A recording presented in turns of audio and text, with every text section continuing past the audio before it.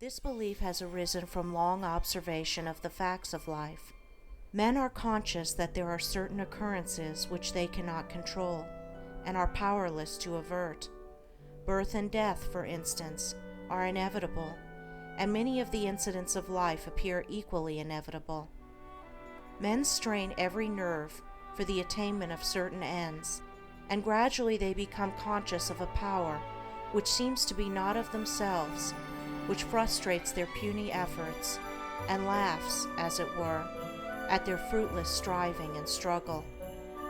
As men advance in life, they learn to submit, more or less, to this overruling power which they do not understand, perceiving only its effects in themselves and the world around them, and they call it by various names, such as God, Providence, Fate, Destiny, etc. Men of contemplation, such as poets and philosophers, step aside, as it were, to watch the movements of this mysterious power, as it seems to elevate its favorites on the one hand and strike down its victims on the other, without reference to merit or demerit. The greatest poets, especially the dramatic poets, represent this power in their works, as they have observed it in nature. The Greek and Roman dramatists usually depict their heroes as having foreknowledge of their fate and taking means to escape it, but by so doing, they blindly involve themselves in a series of consequences which bring about the doom they are trying to avert. Shakespeare's characters, on the other hand, are represented, as in nature, with no foreknowledge, except in the form of presentiment, of their particular destiny. Thus, according to the poets, whether the man knows his fate or not, he cannot avert it, and every conscious or unconscious act of his is a step towards it. Omar Khayyam's moving finger is a vivid expression of this idea of fate. The moving finger writes, and having writ, moves on, nor all thy piety nor wit shall lure it back to cancel half a line, nor all thy tears wash out a word of it. Thus men in all nations and times have experienced in their lives the action of this invincible power or law, and in our nation today this experience has been crystallized in the terse proverb, man proposes, God disposes.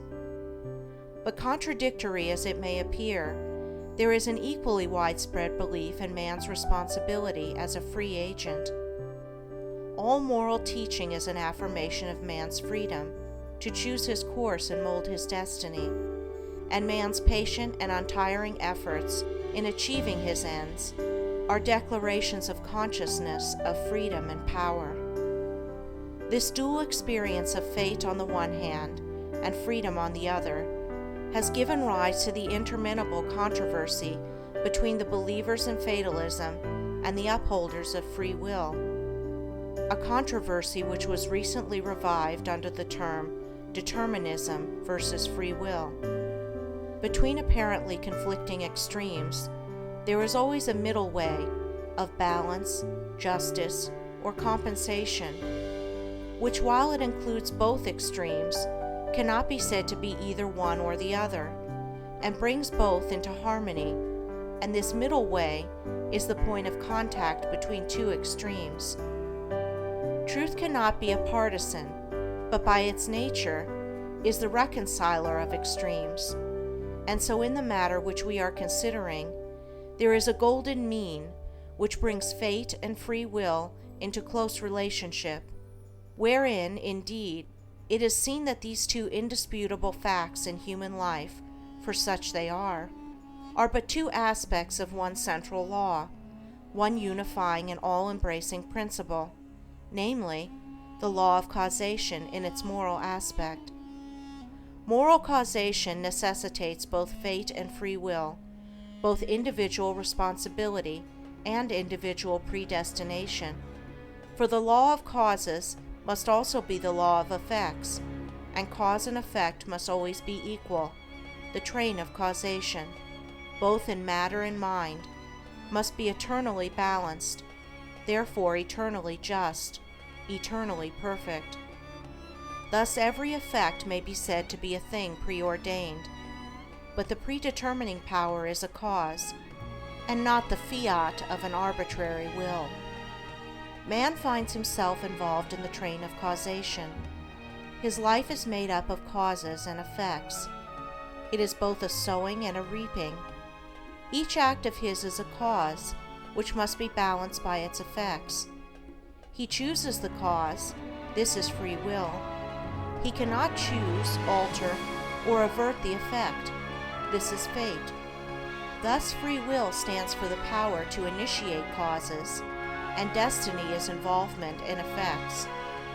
It is therefore true that man is predestined to certain ends, but he himself has, though he knows it not, issued the mandate, that good or evil thing from which there is no escape, he has, by his own deeds, brought about. It may here be urged that man is not responsible for his deeds, that these are the effects of his character, and that he is not responsible for the character, good or bad, which was given him at his birth. If character was given him at birth, this would be true, and there would then be no moral law, and no need for moral teaching. But characters are not given ready-made. They are evolved. They are indeed effects, the products of the moral law itself, that is, the products of deeds. Character result of an accumulation of deeds which have piled up, so to speak, by the individual during his life. Man is the doer of his own deeds. As such, he is the maker of his own character. And as the doer of his deeds and the maker of his character, he is the molder and shaper of his destiny. He has the power to modify and alter his deeds, and every time he acts, he modifies his character. And with the modification of his character for good or evil, he is predetermining for himself new destinies, destinies disastrous or beneficent, in accordance with the nature of his deeds. Character is destiny itself, as a fixed combination of deeds. It bears within itself the results of those deeds. These results lie hidden as moral seeds in the dark recesses of the character, awaiting their season of germination, growth, and fruitage. Those things which befall a man are the reflections of himself, that destiny which pursued him, which he was powerless to escape by effort or avert by prayer, was the relentless ghoul of his own wrong deeds, demanding and enforcing restitution. Those blessings and curses which come to him unbidden are the reverberating echoes of the sounds which he himself sent forth. It is this knowledge of the perfect law working through and above all things, of the perfect justice operating in and adjusting all human affairs, that enables the good man to love his enemies and to rise above all hatred, resentment, and complaining, for he knows that only his own can come to him, and that, though he be surrounded by persecutors, his enemies are but the blind instruments of a faultless retribution, and so he blames them not, but calmly receives his accounts, and patiently pays his moral debts. But this is not all. He does not merely pay his debts. He takes care not to contract any further debts.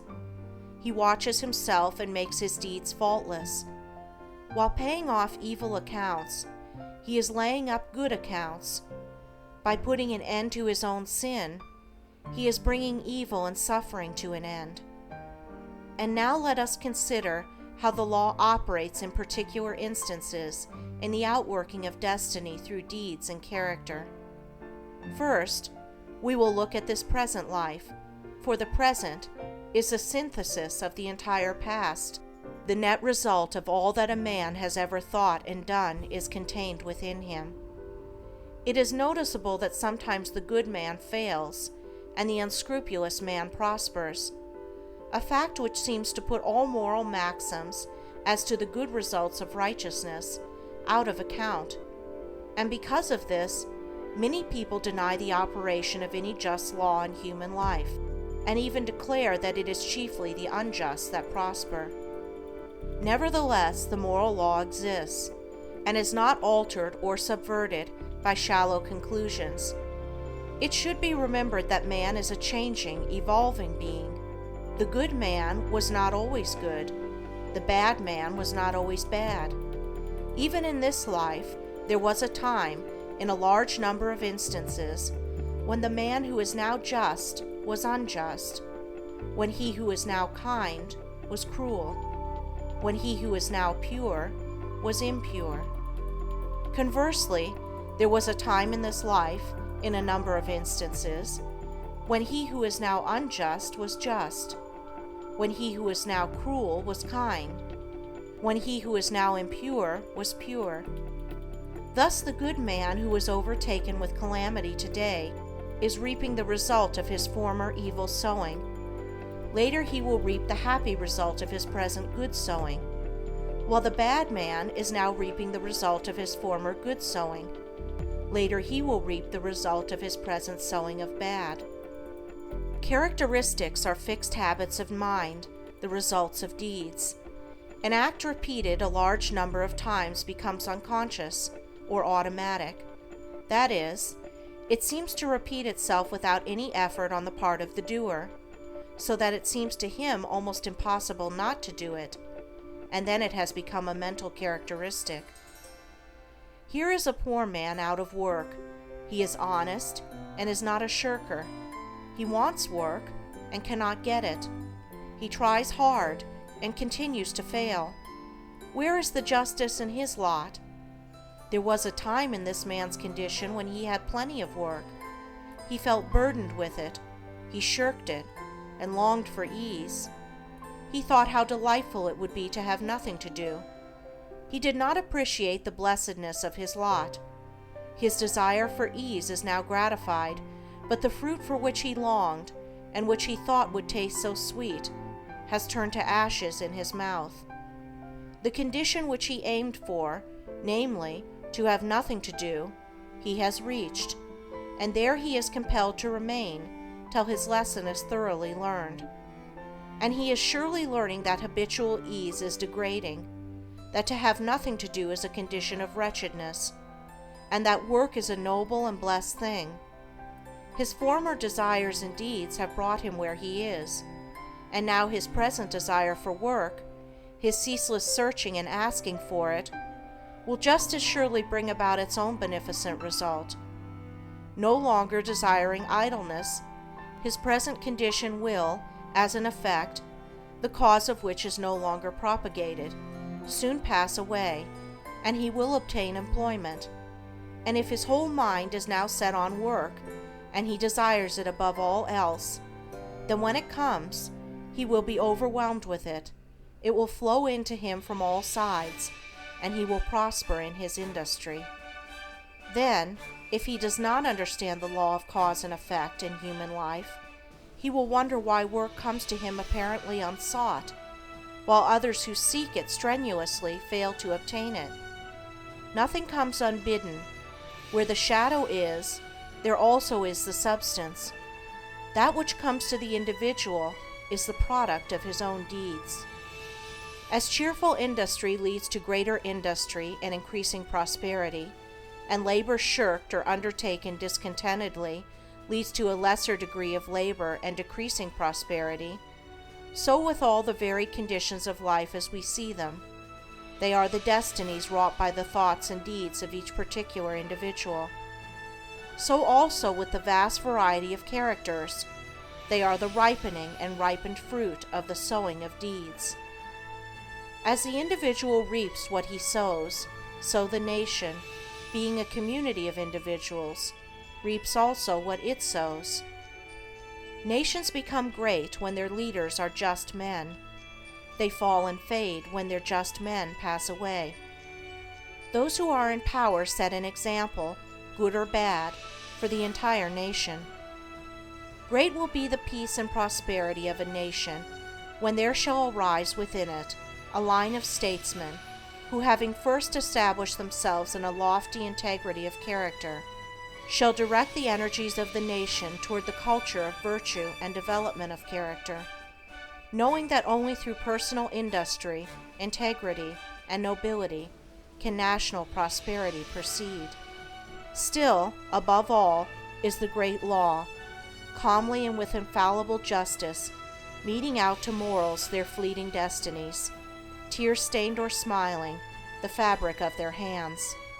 Life is a great school for the development of character, Men and of all science are numbered by thousands, and they are ceaselessly searching, analyzing, and experimenting with a view to discovery and the increase of knowledge.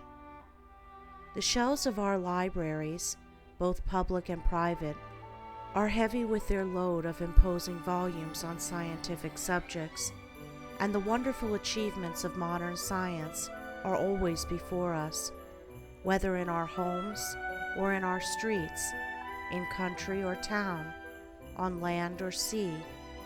There shall we have before us some marvelous device, some recent accomplishment of science, for adding to our comfort, increasing our speed, or saving the labor of our hands.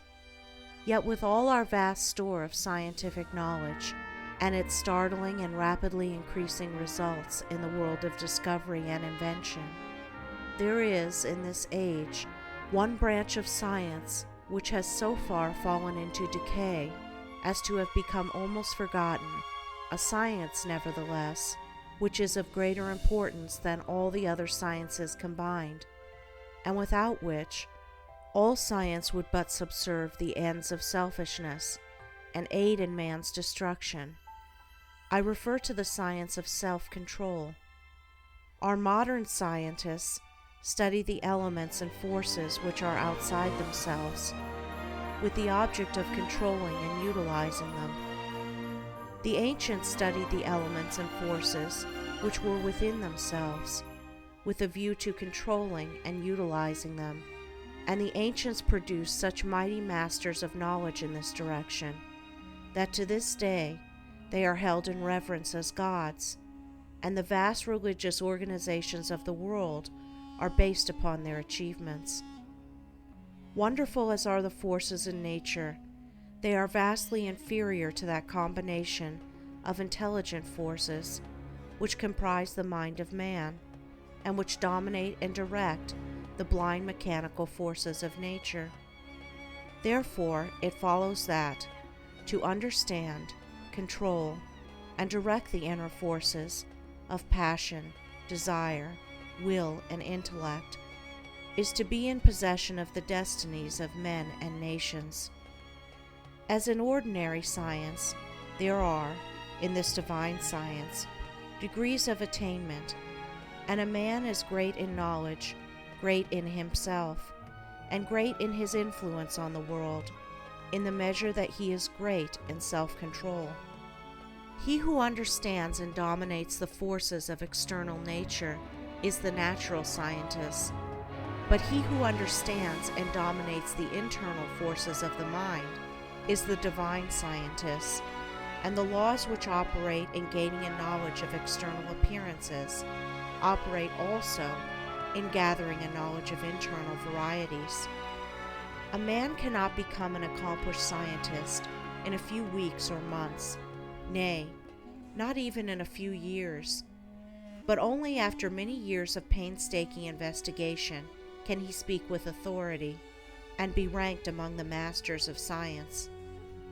Likewise, a man cannot acquire self-control and become possessed of the wisdom and peace-giving knowledge which self-control confers, but by many years of patient labor, a labor which is all the more arduous because it is silent and both unrecognized and unappreciated by others. And he who would pursue this science successfully must learn to stand alone and to toil unrewarded, as far as any outward emolument is concerned. The natural scientist pursues, in acquiring his particular kind of knowledge, the following 5 orderly and sequential steps. 1. Observation. That is, he closely and persistently observes the facts of nature. 2. Experiment.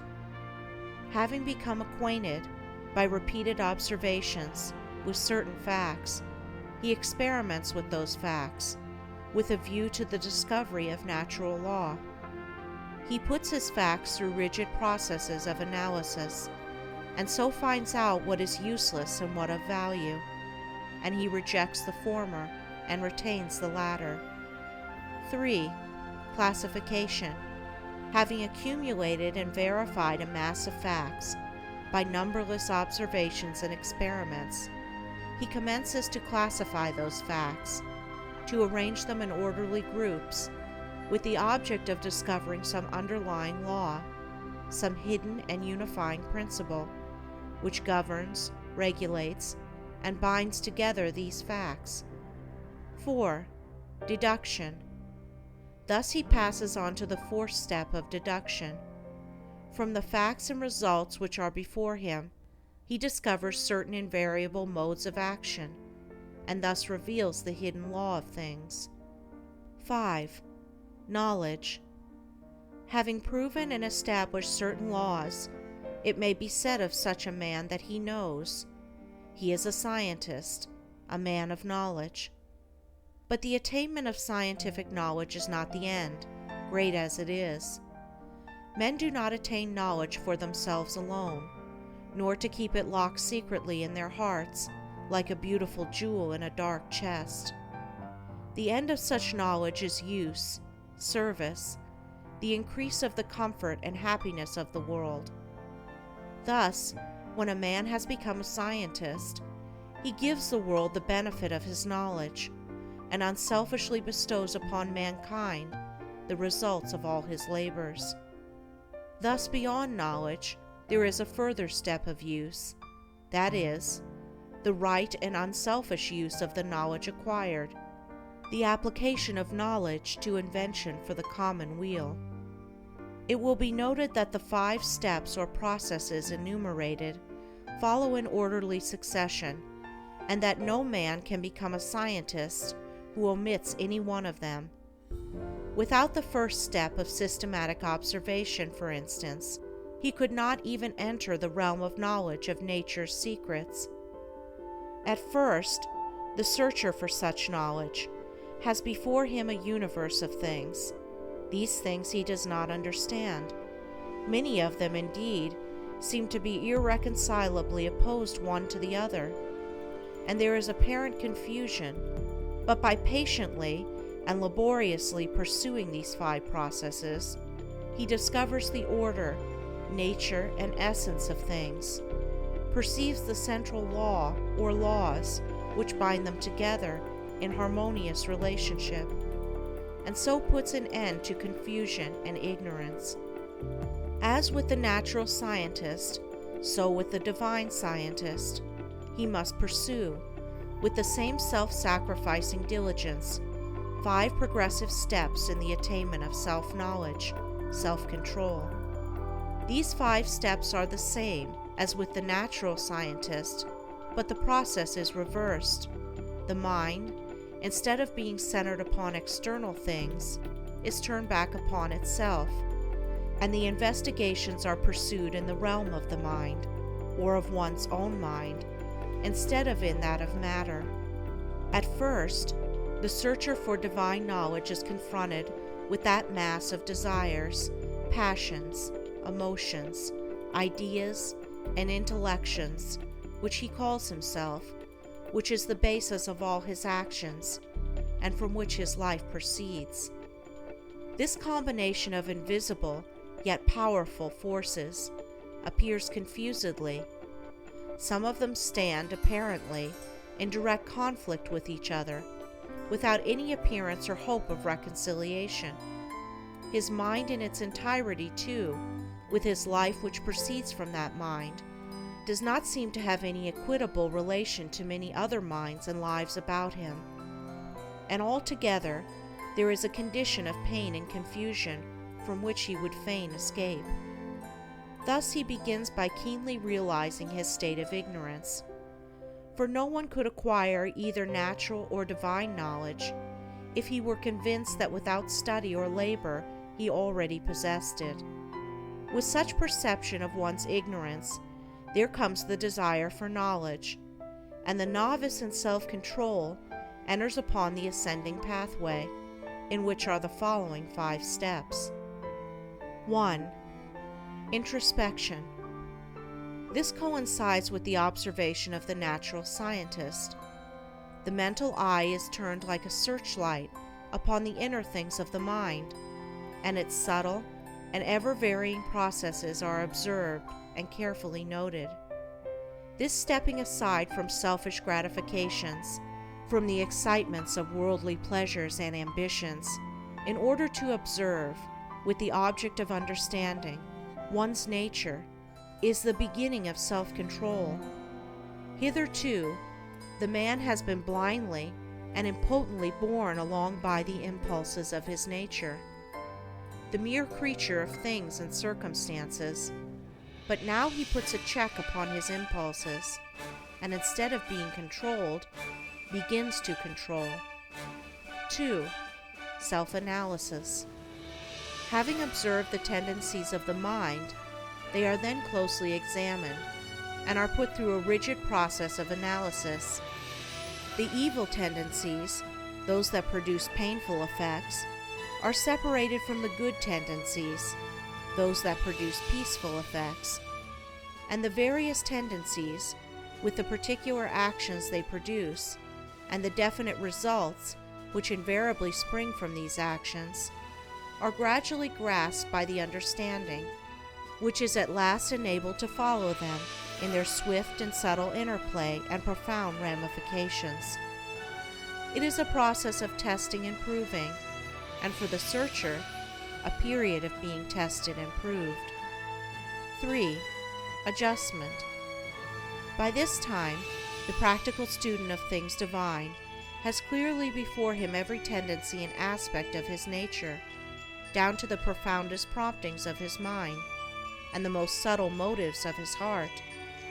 There is not a spot or corner left which he has not explored and illuminated with the light of self-examination. He is familiar with every weak and selfish point, every strong and virtuous quality. It is considered the height of wisdom to be able to see ourselves as others see us, but the practitioner of self-control goes far beyond this. He not only sees himself as others see him, he sees himself as he is. Thus standing face to face with himself, not striving to hide away from any secret fault, no longer defending himself with pleasant flatteries, neither underrating nor overrating himself or his powers, and no more cursed with self-praise or self-pity.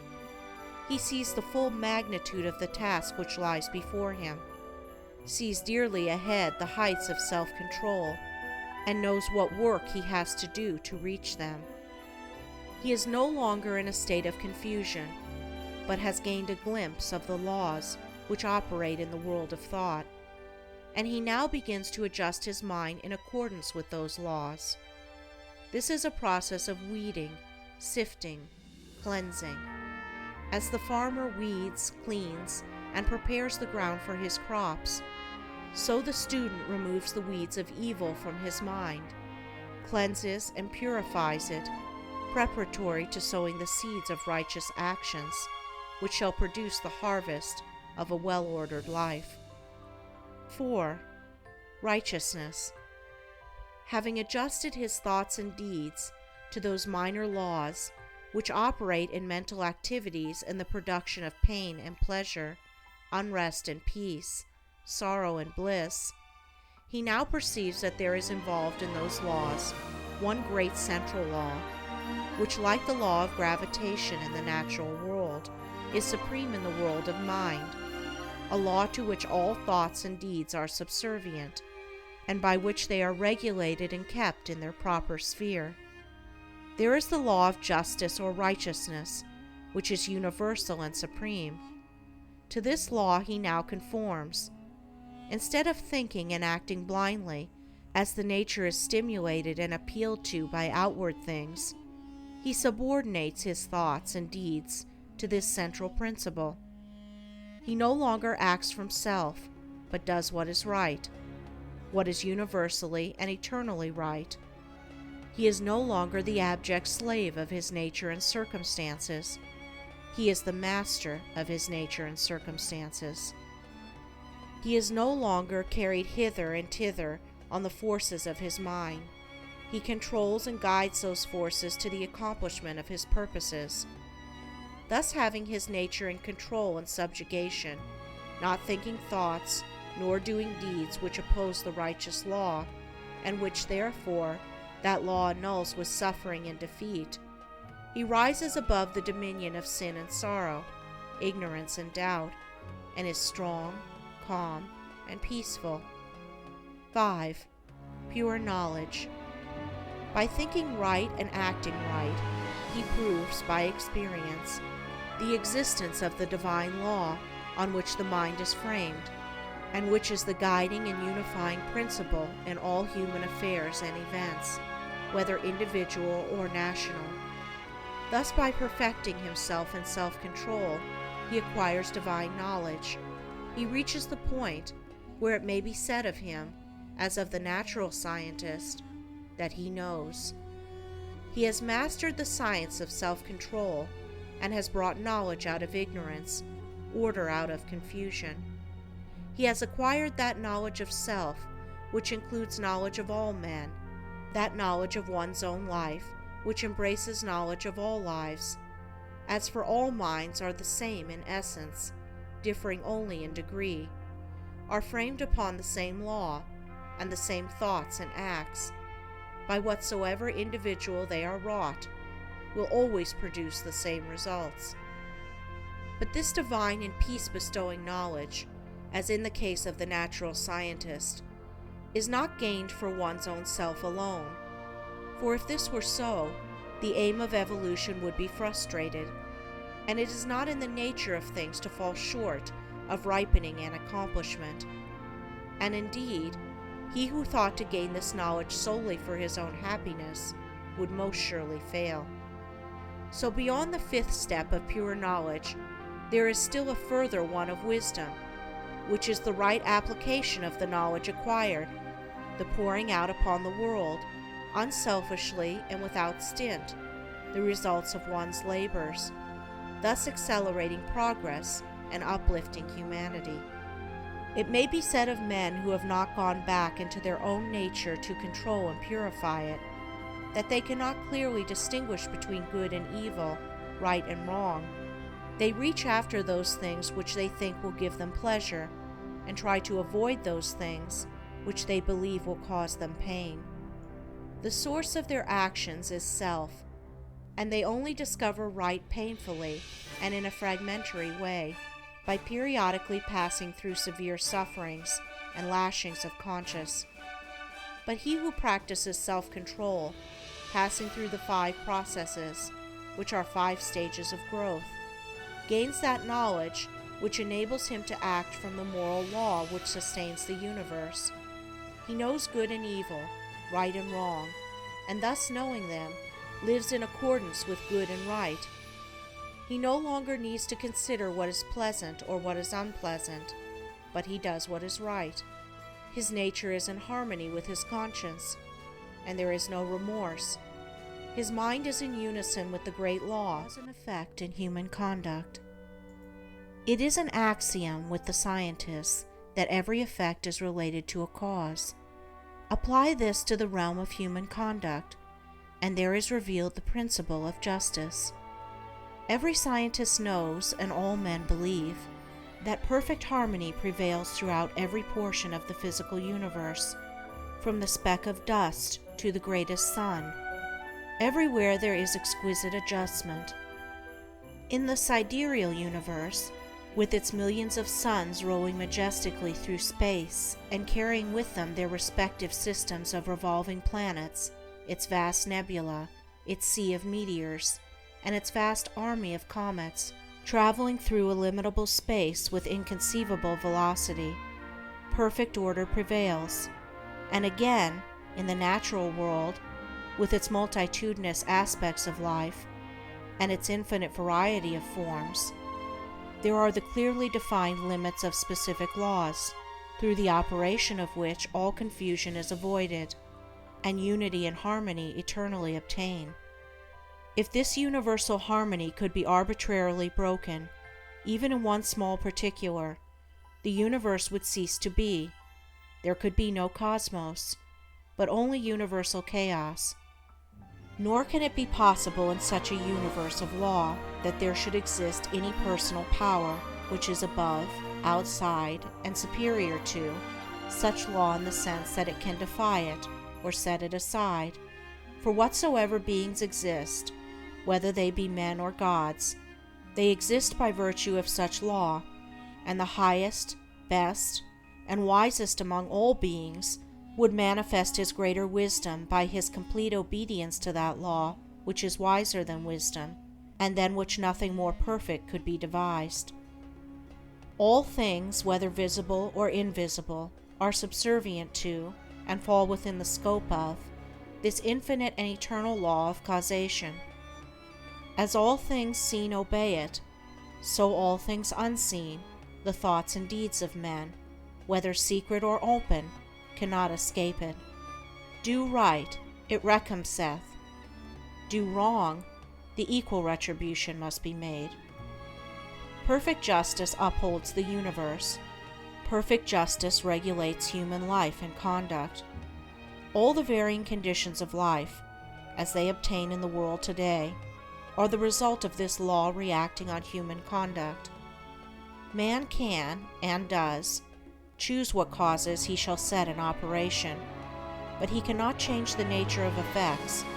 He can decide what thoughts he shall think, and what deeds he shall do, but he has no power over the results of those thoughts and deeds. These are regulated by the overruling law. Man has all power to act, but his power ends with the act committed. The result of the act cannot be altered, annulled, or escaped. It is irrevocable. Evil thoughts and deeds produce conditions of suffering. Good thoughts and deeds determine conditions of blessedness. Thus man's power is limited to, and his blessedness or misery is determined by, his own conduct. To know this truth renders life simple, plain, and unmistakable. All the crooked paths are straightened out, the heights of wisdom are revealed, and the open door to salvation from evil and suffering is perceived and entered. Life may be likened to a sum in arithmetic. It is bewilderingly difficult and complex to the pupil who has not yet grasped the key to its correct solution. But once this is perceived and laid hold of, it becomes as astonishingly simple as it was formerly profoundly perplexing. Some idea of this relative simplicity and complexity of life may be grasped by fully recognizing and realizing the fact that, while there are scores, and perhaps hundreds of ways in which a sum may be done wrong, there is only one way by which it can be done right, and that when that right way is found, the pupil knows it to be the right, his perplexity vanishes, and he knows that he has mastered the problem. It is true that the pupil, while doing his sum incorrectly, may, and frequently does, think he has done it correctly, but he is not sure. His perplexity is still there, and if he is an earnest and apt pupil, he will recognize his own error when it is pointed out by the teacher. So in life, men may think they are living rightly, while they are continuing, through ignorance, to live wrongly. But the presence of doubt, perplexity, and unhappiness are sure inclinations that the right way has not yet been found. There are foolish and careless pupils who would like to pass a sum as correct before they have acquired a true knowledge of figures, but the eye and skill of the teacher quickly detect and expose the fallacy. So in life there can be no falsifying of results. The eye of the great law reveals and exposes. Twice 5 will make 10 to all eternity, and no amount of ignorance, stupidity, or delusion can bring the result up to 11. If one looks superficially at a piece of cloth, he sees it as a piece of cloth. But if he goes further and inquires into its manufacture, and examines it closely and attentively, he sees that it is composed of a combination of individual threads, and that, while all the threads are interdependent, each thread pursues its own way throughout, never becoming confused with its sister thread. It is this entire absence of confusion between the particular threads which constitutes the finished work a piece of cloth. Any inharmonious commingling of the thread would result in a bundle of waste or a useless rag. Life is like a piece of cloth, and the threads of which it is composed are individual lives. The threads, while being interdependent, are not confounded one with the other. Each follows its own course. Each individual suffers and enjoys the consequences of his own deeds, and not the deeds of another. The course of each is simple and definite, the whole forming a complicated, yet harmonious, combination of sequences. There are action and reaction, deed and consequence, cause and effect, and the counterbalancing reaction, consequence, and effect is always in exact ratio with the initiatory impulse. A durable and satisfactory piece of cloth cannot be made from shoddy material, and the threads of selfish thoughts and bad deeds will not produce a useful and beautiful life, a life that will wear well and bear close inspection. Each man makes or mars his own life. It is not made or marred by his neighbor, or by anything external to himself. Each thought he thinks, each deed he does, is another thread, shoddy or genuine, woven into the garment of his life. And as he makes the garment, so he must wear it. He is not responsible for his neighbor's deeds. He is not the custodian of his neighbor's actions. He is responsible only for his own deeds. He is the custodian of his own actions. The problem of evil subsists in a man's own evil deeds, and it is solved when those deeds are purified. Says Rousseau, "Man, seek no longer the origin of evil. Thou thyself art its origin."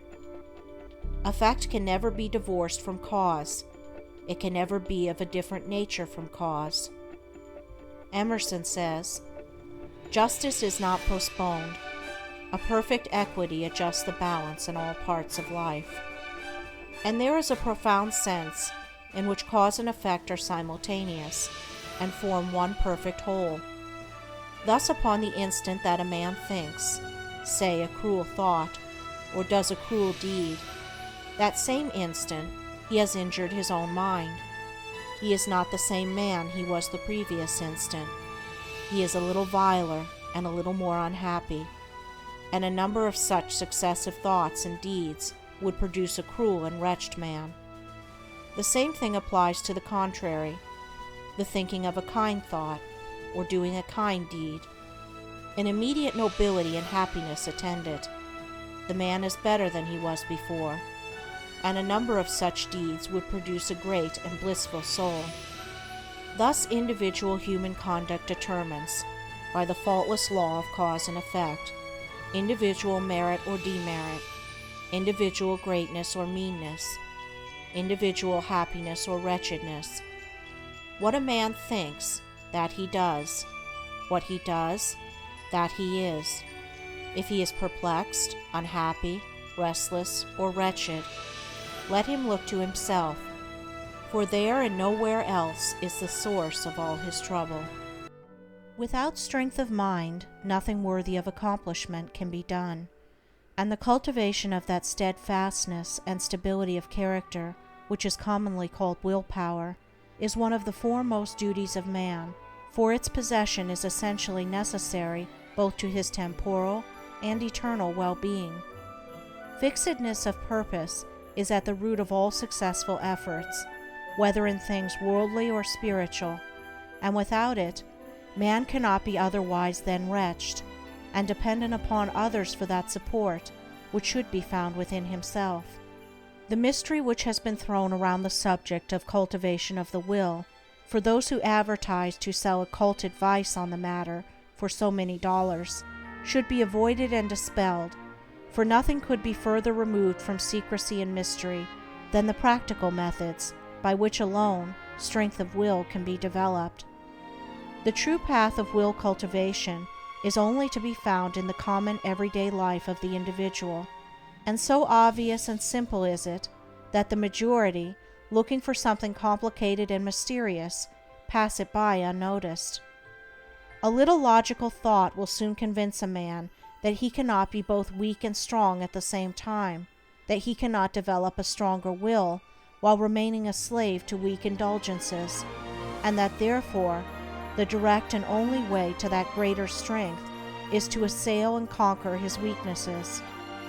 All the means for that cultivation of the will are already at hand in the mind and life of the individual.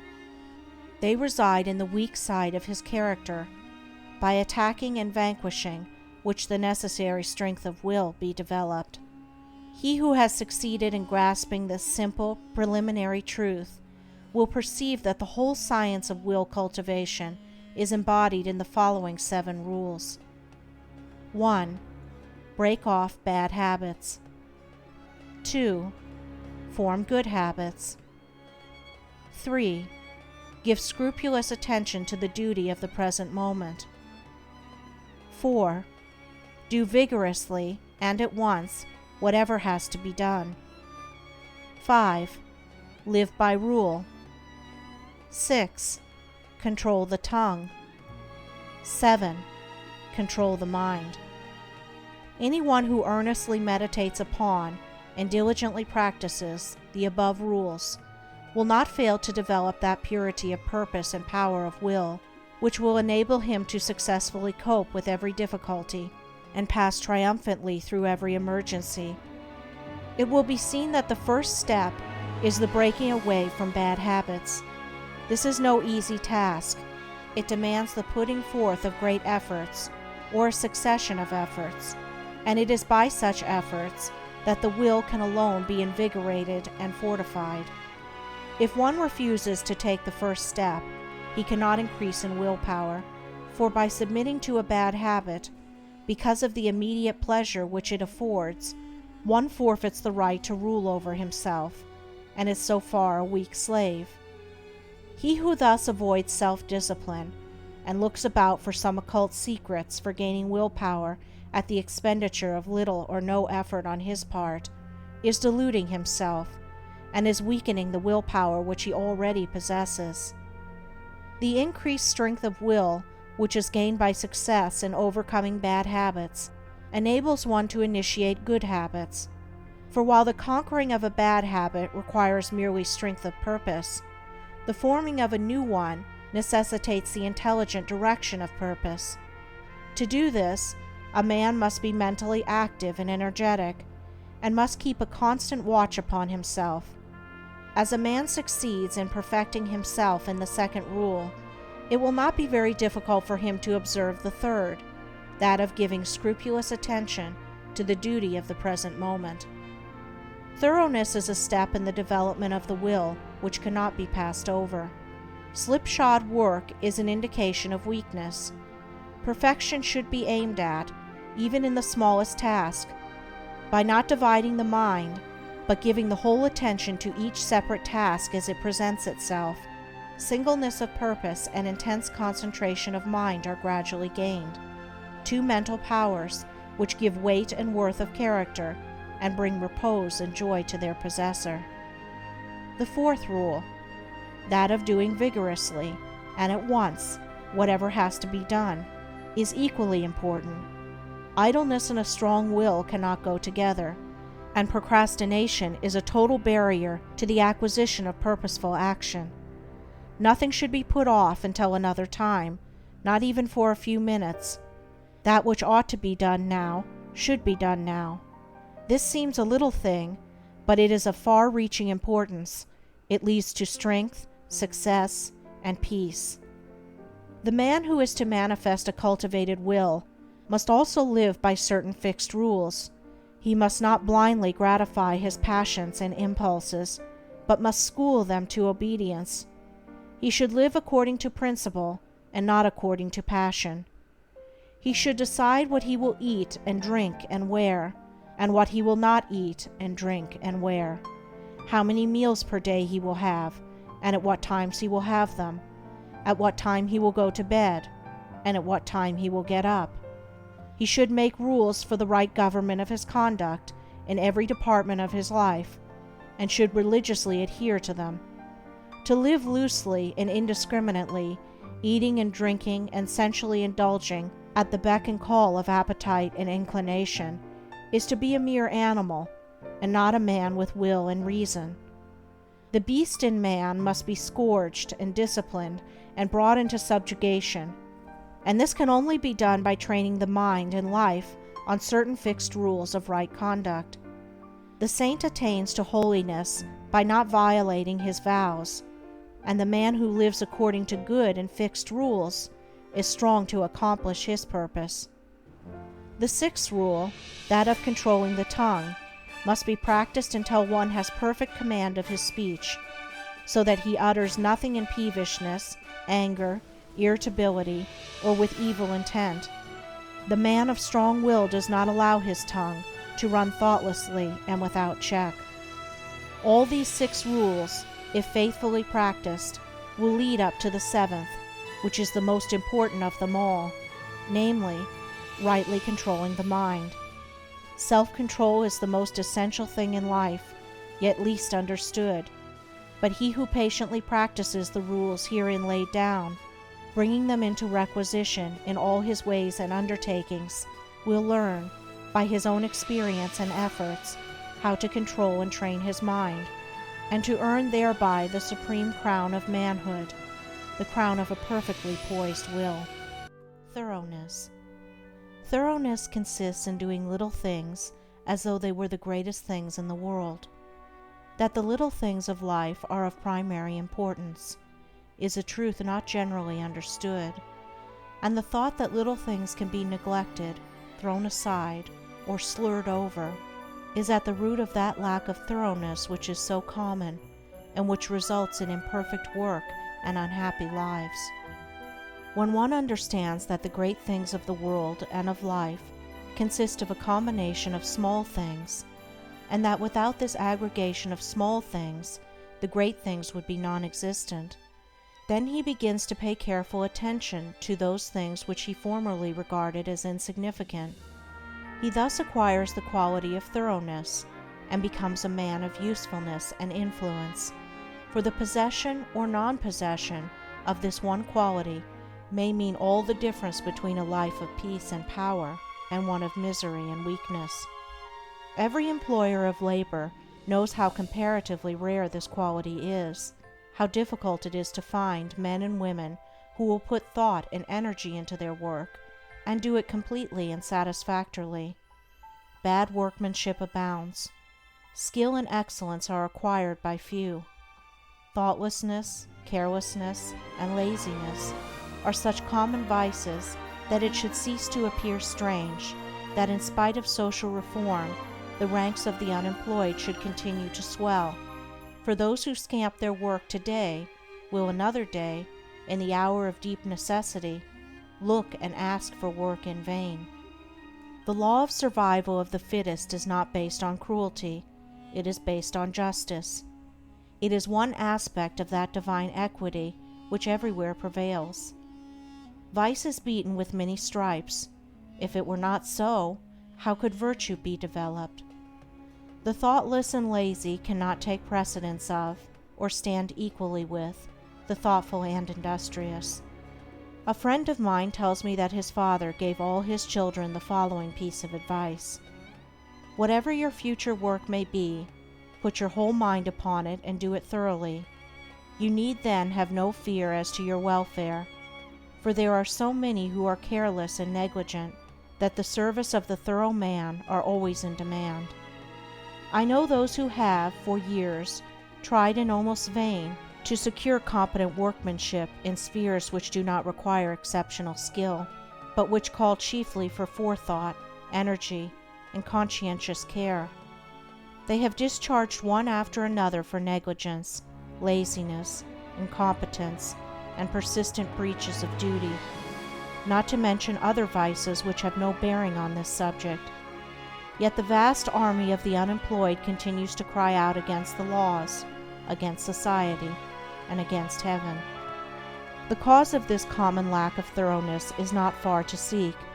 It lies in that thirst for pleasure, which not only creates a distaste for steady labor, but renders one incapable of doing the best work, and of properly fulfilling one's duty. A short time ago, a case came under my observation, one of many such, of a poor woman who was given, at her earnest appeal, a responsible and lucrative position. She had been at her post only a few days when she began to talk of the pleasure trip she was going to have now she had come to that place. She was discharged at the end of a month for negligence and incompetence. As two objects cannot occupy the same space at the same time, so the mind that is occupied with pleasure cannot also be concentrated upon the perfect performance of duty. Pleasure has its own place in time, but its consideration should not be allowed to enter the mind during those hours which should be devoted to duty. Those who, while engaged in their worldly task, are continually dwelling upon anticipated pleasures, cannot do otherwise than bungle through their work, or even neglect it when their pleasure seems to be at stake. Thoroughness is completeness, perfection. It means doing a thing so well that there is nothing left to be desired. It means doing one's work, if not better than anyone else can do it, at least not worse than the best that others do.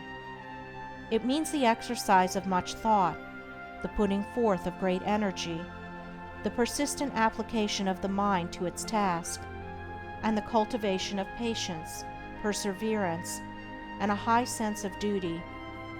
An ancient teacher said, "If anything has to be done, let a man do it.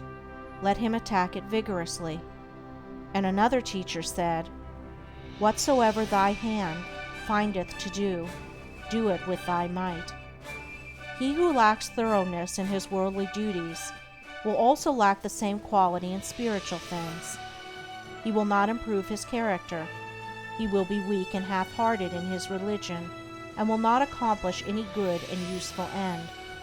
The man who keeps one eye on worldly pleasure and the other on religion, and who thinks he can have the advantage of both conditions, will not be thorough either in his pleasure-seeking or his religion, but will make a sorry business of both. It is better to be a whole-souled worldling than a half-hearted religionist. Better to give the entire mind to a lower thing than half of it to a higher. It is preferable to be thorough, even if it be in a bad or selfish direction, rather than inefficient and squeamish in good directions. For thoroughness leads more rapidly to the development of character and the acquisition of wisdom. It accelerates progress and unfoldment. And while it leads the bad to something better, it spurs the good to higher and ever higher heights of usefulness and power. Mind building and life building. Everything, both in nature and the works of man, is produced by a process of building. The rock is built up of atoms. The planet, the animal, and men are built up of cells. A house is built of bricks, and a book is built of letters. A world is composed of a large number of forms, and a city of a large number of houses. The arts, sciences, and institutions of a nation are built up by the efforts of individuals. The history of a nation is the building of its deeds. The process of building necessitates the alternate process of breaking down. Old forms that have served their purpose are broken up, and the material of which they are composed enters into new combinations. There is reciprocal integration and disintegration. In all compounded bodies, old cells are ceaselessly being broken up, and new cells are formed to take their place. The works of man also require to be continually renewed until they have become old and useless, when they are torn down in order that some better purpose may be served. These two processes of breaking down and building up in nature are called death and life. In the artificial works of man, they are called destruction and restoration.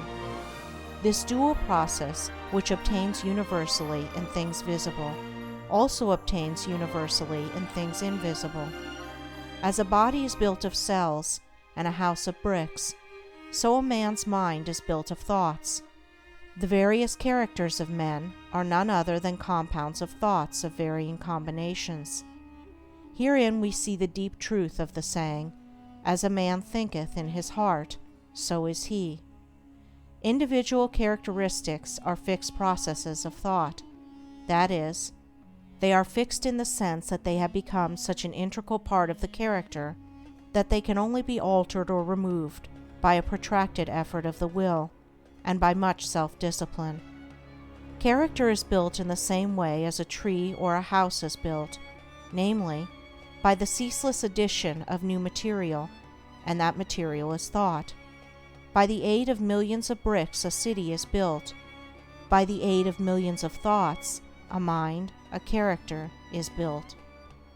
Every man is a mind builder, whether he recognizes it or not. Every man must perforce think, and every thought is another brick laid down in the edifice of mind.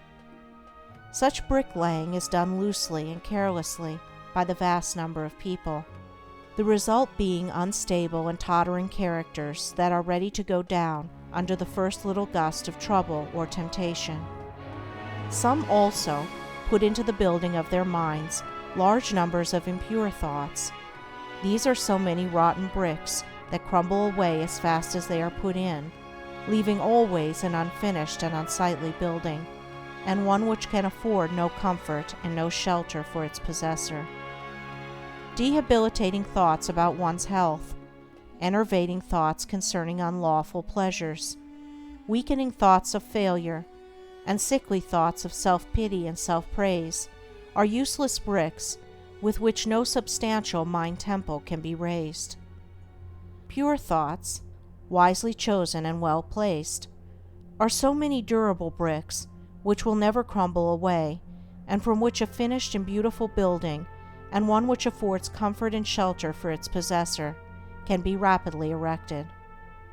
Bracing thoughts of strength, of confidence, of duty, inspiring thoughts of a large, free, unfettered, and unselfish life, are useful bricks with which a substantial mind temple can be raised, and the building of such a temple necessitates that old and useless habits of thought be broken down and destroyed.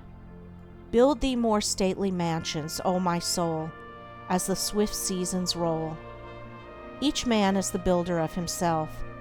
If he is the occupant of a jerry-built hovel of a mind that lets in the rains of many troubles, and through which blow the keen winds of oft reoccurring disappointments, let him get to work to build a more noble mansion, which will afford him better protection against those mental elements. Trying to weakly shift the responsibility for his jerry-building onto the devil, or his forefathers, or anything or anybody but himself, will neither add to his comfort nor help him to build a better habitation.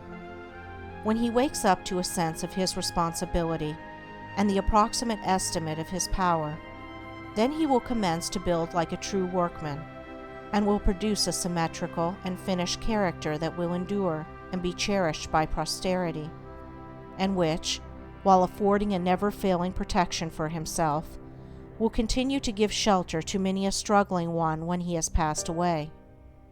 The whole visible universe is framed on a few mathematical principles.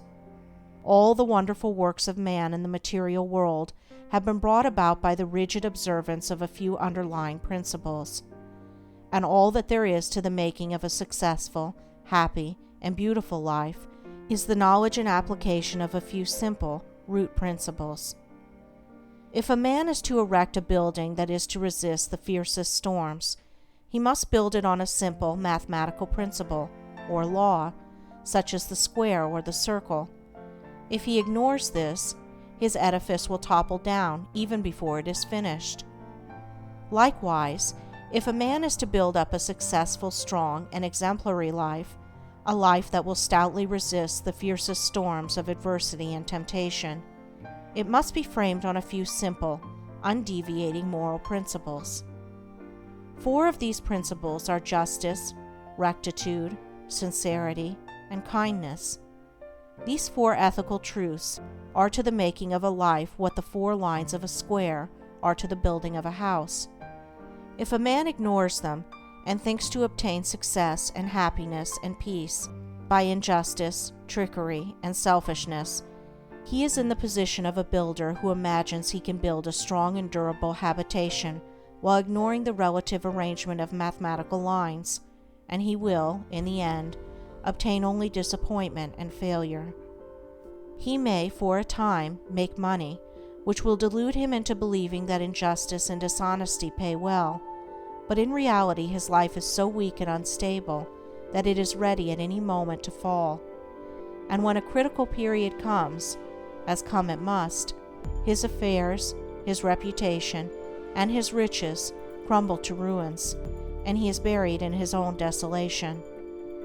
It is totally impossible for a man to achieve a truly successful and happy life who ignores the 4 moral principles enumerated, whilst the man who scrupulously observes them in all his dealings can no more fail of success and blessedness than the earth can fail of the light and the warmth of the sun, so long as it keeps to its lawful orbit, for he is working in harmony with the fundamental laws of the universe.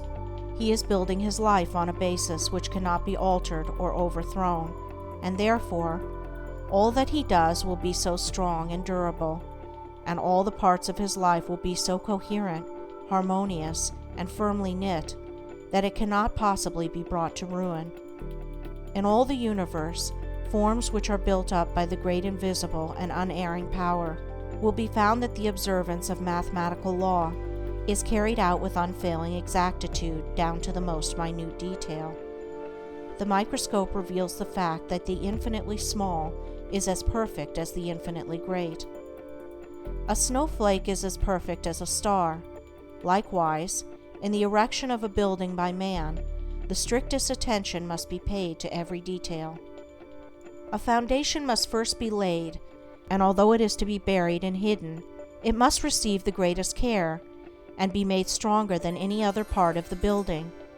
Then stone upon stone, brick upon brick, is carefully laid with the aid of the plumb line, until at last the building stands complete in its durability, strength, and beauty. Even so it is with the life of a man. He who would have a life secure and blessed, a life freed from the miseries and failures to which so many fall victims, must carry the practice of the moral principles into every detail of his life, into every momentary duty and trivial transaction. In every little thing he need be thorough and honest, neglecting nothing.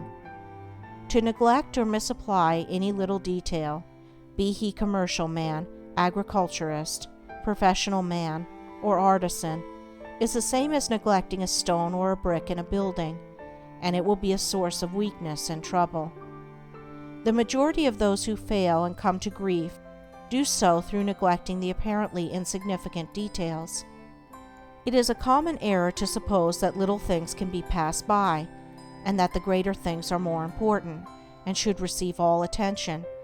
But a cursory glance at the universe, as well as a little serious reflection on life, will teach the lesson that nothing great can exist which is not made up of small details, and in the composition of which every detail is perfect.